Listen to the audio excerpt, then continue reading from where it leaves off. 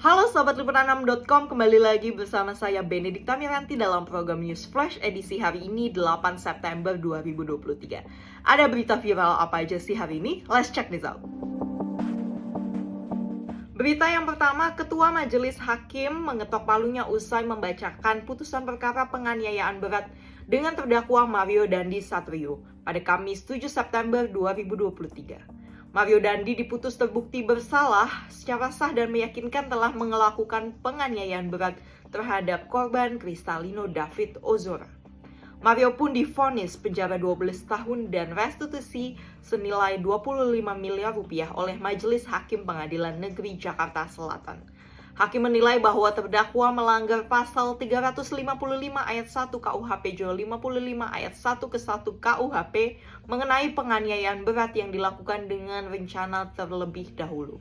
Jika tak mampu membayar restitusi, putra Rafael Aluntri Sambodo ini harus menggantinya dengan pidana penjara selama 7 tahun. Hukuman restitusi ini jauh lebih rendah jika dibandingkan dengan tuntutan jaksa yakni senilai 120 miliar rupiah. Nah, kalau ngelihat hukuman yang diterima sama Mario Dandi, menurut kalian hukuman itu setimpal nggak ya sama kejahatan yang sudah dilakukan?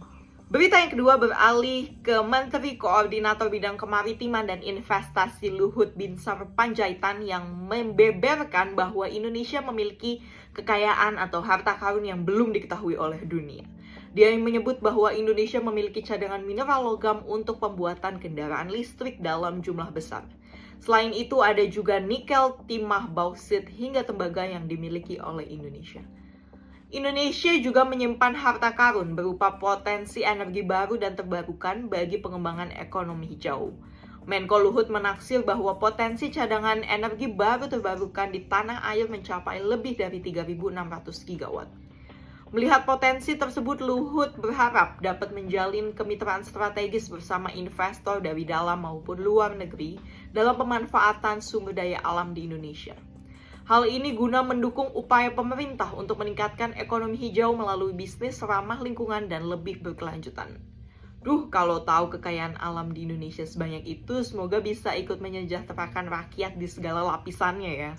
Berita yang terakhir ada mengenai soal warga Pulau Rempang dan Galang di Batam yang ditangkap polisi akibat bentrokan. Nah, bentrokan ini sendiri dipicu oleh protes warga yang tidak ingin terusir dari kampung mereka, sementara tentara dari TNI Angkatan Laut dan polisi bersenjata sudah mengawal pemasangan patok tata batas. Penangkapan 6 warga itu diketahui diawali dengan penembakan gas air mata terhadap kerumunan. Zenzi Suhadi, Direktur Eksekutif Nasional Walhi, menyebut bahwa kawasan Rempang Eco City merupakan salah satu program strategis nasional dan tanpa perencanaan yang matang.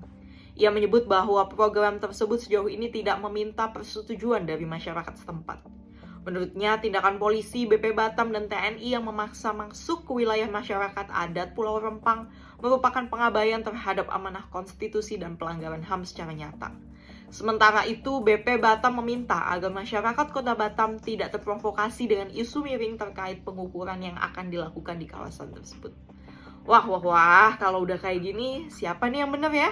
Itu dia 3 berita viral yang dapat saya rangkum dalam program berita News Flash hari ini. Saya Benedikta Miranti undur diri dan sampai jumpa.